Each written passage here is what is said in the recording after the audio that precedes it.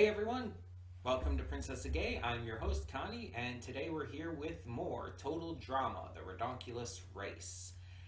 And yeah, last time we had cows, we had ants, we had a lot of wild shenanigans, and the vegans went home, unfortunately.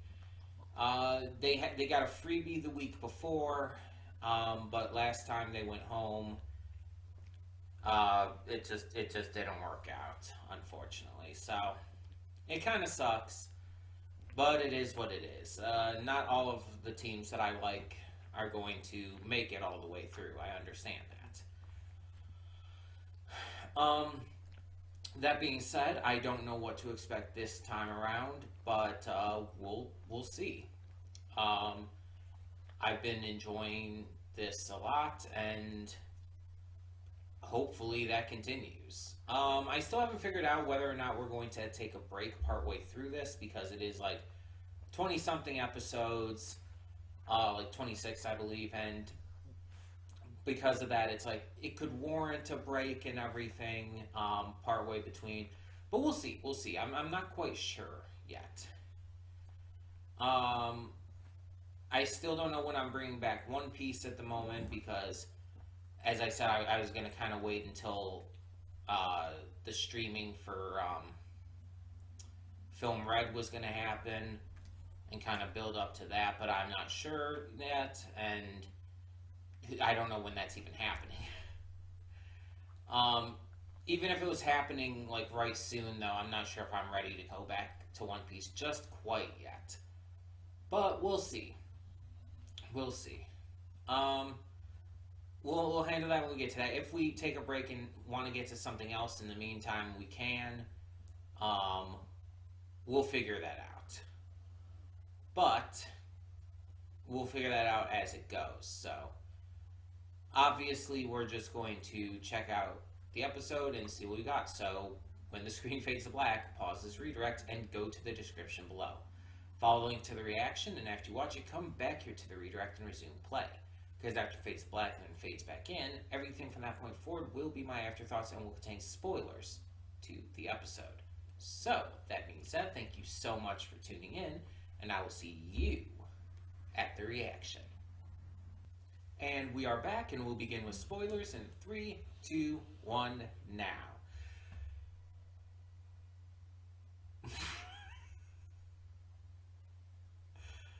I was about to make a joke about, I was about to say, fuck it, the Goths are on the thumbnail again, but then someone out there started beeping, like honking their horn, and it was really perfect timing. uh, but yeah, in all seriousness, I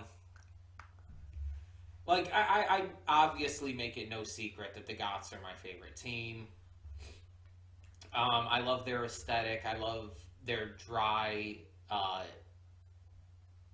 response to everything, and I just think they're the most interesting team. And so to have an episode where they not necessarily get to shine in terms of the actual competition and the challenges, but rather get to just genuinely enjoy themselves to the point where they smile during the episode. You actually get to see them smile by the end, and where they're genuinely just happy because this is like a dream come true for them, getting to like be in like this classic Transylvanian castle and everything, and ride in a casket and stuff. It's like it's actually pretty damn precious. Like I'm completely serious here. It's like it's cute. It's super cute and precious to see them just so genuinely happy. And like earlier on in the episode, like only 5 minutes in, basically, there's that scene where like when they first get there, you see like the girl. I don't know their names, but you see her like genuinely getting super like emotional and excited, and it's like, oh, I'm getting emotional. It's like I'm legitimately getting emotional now thinking about it because it's like these two clearly keep up an aesthetic and a style, and that's their right, and they're completely cool for that. But to see them kind of, for lack of a better way to put it, break character. Even though I know it's not a character, that's not how it works. But for lack of a better term, to see them break character like that, and to see her like getting genuinely emotional, like putting her face in her hands and like putting her arms up like this in excitement, it's like he even had to stop her. It's like, oh wait, you're starting to get a little color in your face, and it's like, I can't have that, can we? But in all seriousness, it's like that's genuinely sweet, you know? Because it's like it's just nice to see that they are genuinely having the time of their lives. That it is like the best day of their lives. They even said, even if they got eliminated, like this would still be the highlights for them. This would make it all worth it. And it's like it's weird because it's like obviously when they say all these things, they're saying it in the same kind of monotone, dry style that they normally do. Yet you can feel the emotion there. You can actively feel the emotion that they're speaking with during these scenes. During the scene where, again, the girl is like getting really excited and hyped over everything, you can feel that. Even though she's speaking in the same monotone, it's again, I don't know if it's just the performance by the voice actress, or if it's maybe because I'm used to like characters like this who speak very dry and monotone, like with Maud from MLP.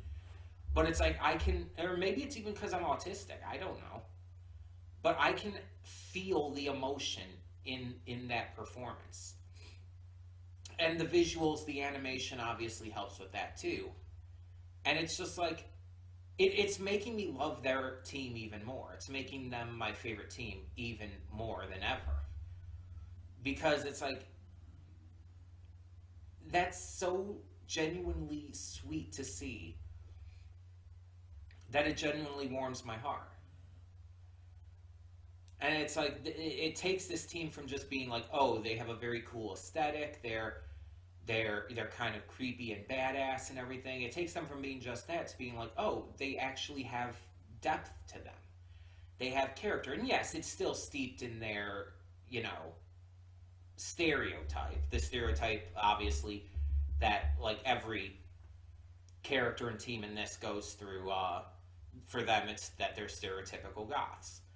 And obviously their excitement and everything is steeped in that. But at the same time, it's like, it's still excitement. It's still genuine emotion. Again, when they smile near the end there, it's like it means something. This was important to them. It'd be like me going to something like PAX or San Diego Comic-Con or something like that. One of the big conventions out there. It'd be a big deal like that for me. And it's like, while most of the time there, I probably wouldn't be like screaming or laughing or giggling about being there. I'd just be like having a good time and getting cosplay video and stuff and checking out panels or whatever.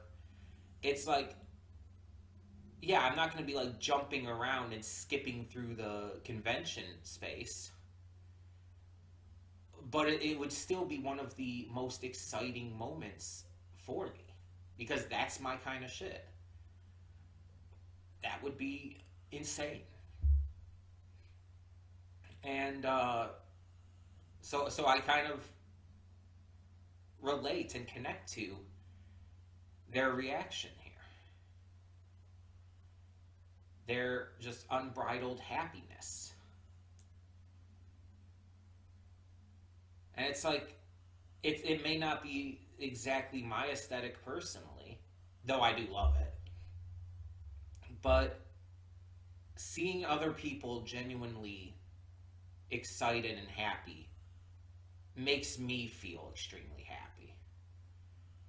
It's like one of those situations where it's like, oh, it's like you see a person cry, it's going to make you start crying. Or you see someone laughing and you just want to laugh as well. It's very much that same kind of thing for me with seeing people happy. When I see someone who's genuinely really happy, it makes me happy. Because I like to see people enjoying their lives. I like to see people, in a good place where they can smile and laugh and just live. And so I'm sorry I'm taking all this time just talking about this, but it was a highlight of this series for me so far. Just like this was a highlight of the competition for the Goths so far. And yeah, I just really loved it. We had a little bit of focus on a couple of the other teams, like the stepbrothers, who are always arguing and fighting with each other.